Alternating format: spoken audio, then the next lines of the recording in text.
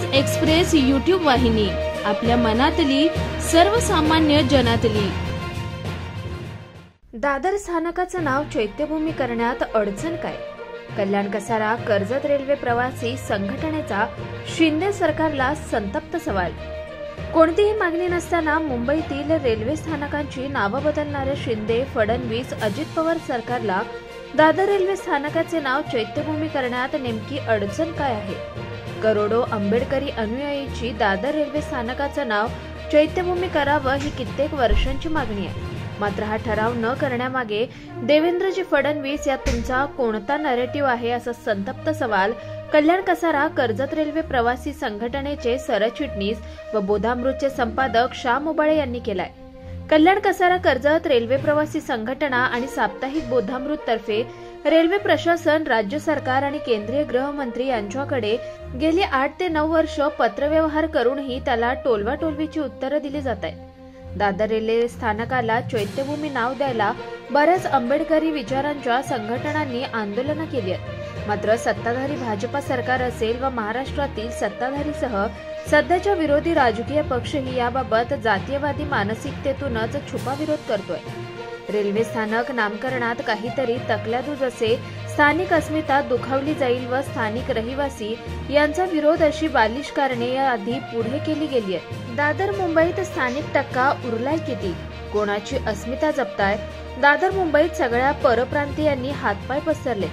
यात एका विशिष्ट समुदायाची, बाबासाहेब आंबेडकर यांच्या नावाची पोटदुखी आहे। कोणाचा विरोध आहे? ज्यांची पोरं परदेशात शिकायला पाठवली आहेत आणि पैशांकरिता तेथेच ती सेटल झाली आहेत। देश राज्य याबाबत त्यांना काहीही प्रेम नाही। मात्र ही दुटप्पी लोक दुसऱ्याला देशप्रेम आणि देशद्रोहाचं प्रमाणपत्र या देशात वाटण्यात अग्रेसर असतात। राज्यातील भाजपसहित सगळ्या राजकीय पक्षांना निवडणुकीत आंबेडकरी अनुयायांची मतं हवी आहेत। त्याकरिता बाबासाहेब आंबेडकर यांच्याविषयी प्रेम, आपुलकी पणाचा ढोंगीपण दाखवला जातो। यातून प्रत्येक पक्षांच्या कार्यालयात, राजकीय व्यासपीठावर बाबासाहेबांचे फोटो लावले जातात। 6 डिसेंबर, 14 ऑक्टोबरला दादर चैत्यभूमी आणि नागपूर दीक्षाभूमी येथे अभिवादन करण्यास हजेरी लावतात। ही केवळ आंबेडकरी अनुयायांची मतं मिळवण्याकरिताची नौटंकीच वेळोवेळी सिद्ध झाल्याची पुष्टी आहे। भाजपची अबकी पार 400 पारची हवा आंबेडकरी अनुयायांनी उतरवली ती थेट 240 वर आणले आणि मित्र पक्षांच्या पाठिंब्यावर सत्तेत बसले। नाहीतर स्वबळावर 400 पार मध्ये शिंदे, अजित पवारसह इतर मित्रपक्ष पण तडीपार झाले असते। आज देशात काँग्रेस असेल व राज्यात शरद पवार, उद्धव ठाकरे यांच्या पक्षाची सरशी झाली। त्यामागील ढाल ही बाबासाहेबांचे संविधान बनले नाही तर कायमचे घरी बसण्याची वेळ आली होती। स्वतःचा राजकीय स्वार्थ साधायला यांच्या सोयीचे असलेले बाबासाहेब आंबेडकर जाहीर भाषणातून मांडायचे। मात्र कधीही त्यांनी या स्थानकाच्या नावाबाबत पाठिंबा दिलेला नाहीये। मराठीचा कैवारी म्हणून मिरवणारे राज ठाकरे नेहमी भाषणात देशाचे संविधान लिहिणारे आमचे मराठी असणारे बाबासाहेब आंबेडकर आहेत आणि स्थानिक परप्रांतीय मुद्द्यावर राजकारण करणारे हेच राज ठाकरे या मुद्द्यावर बाबासाहेबांच्या लिखाणाचे दाखले देतात। अभिमानाने जाहीर भाषणात बाबासाहेबांवर स्तुतीसुमने गातात। मात्र ज्या दादर येथे बाबासाहेब आंबेडकर यांचं वास्तव्य होतं व बाबासाहेबांवर शेवटचे अंत्यसंस्कार दादर येथील स्मशानभूमीत झाले, त्या दादर रेल्वे स्थानकाचं नाव चैत्यभूमी या नामकरणाला कधीही पाठिंबा दिलेला ऐकवत नाही। येथे मुद्दा हा मांडायचा आहे की बाबासाहेब आंबेडकर हे केवळ दलित समाजात जन्मले, याचमुळे यातून हेटाळणी दिसते। जर हे तथाकथित उच्च जातीतील असते तर त्यांनी डोक्यावर घेऊन नाचले असते।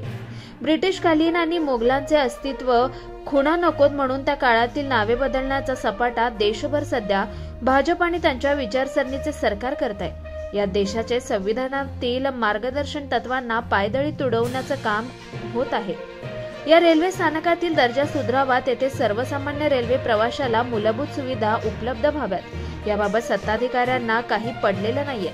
ब्रिटिशकालीन रेल्वे स्थानकांची नावे बदलून अस्मितेच्या गप्पा मारणाऱ्यांनी देशात स्वातंत्र्यानंतर नव्याने जे काही उभे केलंय यात जातीयवाद आणि धार्मिकतेलाच खतपाणी घातलं जात आहे। एल्फिन्स्टन पूल दुर्घटना, CSMT पूल दुर्घटना आणि अंधेरी गोखले रोड यात बळी गेले, कारण 100 वर्ष होऊनही ब्रिटिशकालीन पुलाचाच वापर केला जात होता। अगदी धोकादायक पूल झालाय हा रिपोर्ट असतानाही रेल्वेचे मुंबईमधील मुख्यालय ही सुद्धा ब्रिटिशकालीनच आहे। ज्याला हेरिटेजचा दर्जा दिलाय. आजही बऱ्याच स्थानकातील पायाभूत सुविधा ह्या 75-80 वर्ष जुनेच आहेत. एल्फिन्स्टन अपघातात निष्पाप लोकांचा बळी गेल्यानंतर 29 सप्टेंबर 2017 नंतर पादचारी पूल बांधलेत. त्याला 5 ते 6 वर्षात निकृष्ट बांधकामाचे प्रकार उघड झालेत. इतका रेल्वेत अनागोंदी कारभार आणि भ्रष्टाचार वाढलाय. ब्रिटिश जाऊन 75 वर्ष झाली आहेत, पण पायाभूत आणि मूलभूत सुविधा पाहता ते ब्रिटिश कार्यकर्ते बरे होते असे नाईलाजाने म्हणणं भाग पडलाय. ब्रिटिशांच्या काळातील मार्गिका होत्या त्याच आहेत. नवीन मार्गिका विस्तारीकरणाची कामं 15 वर्षांपासून रेंगाळली आहेत. आशियातील सर्वात मोठे रेल्वे नेटवर्क भारतात आहे, जे ब्रिटिशांनी भले त्यांच्या फायद्याकरिता तयार केले, मात्र त्यातील नियोजन आणि व्यवस्थापन हे कितीतरी पटीने चांगले होते. नियतही साफ होती. स्टेशनची नावे भले बदला, पण त्या स्थानकातील दुर्दशा संपवा. जातीय तेढ आणि धार्मिक विसंवाद वाढवू नका. हातात सत्ता मिळाली म्हणून त्याचा माज पण येऊ देऊ नका. या देशातील प्रत्येक घटकाला न्याय मिळायला हवा आणि त्याला या देशात सुरक्षितता वाटायला हवी असं वातावरण सत्ताधिकाऱ्यांनी तयार करायला हवं. प्रशासनाने पण राजकीय लोकांच्या ताटाखालचे मांजर बनू नका. ज्या महामानवाने देशाची घटना लिहिली आणि जगात सर्वात मोठा लोकशाही देश म्हणून दर्जा मिळवून दिला, त्या महामानवाबाबत आकस बाळगला तरीही त्या विद्वान महामानवाचे जागतिक पातळीवर नाव आहे.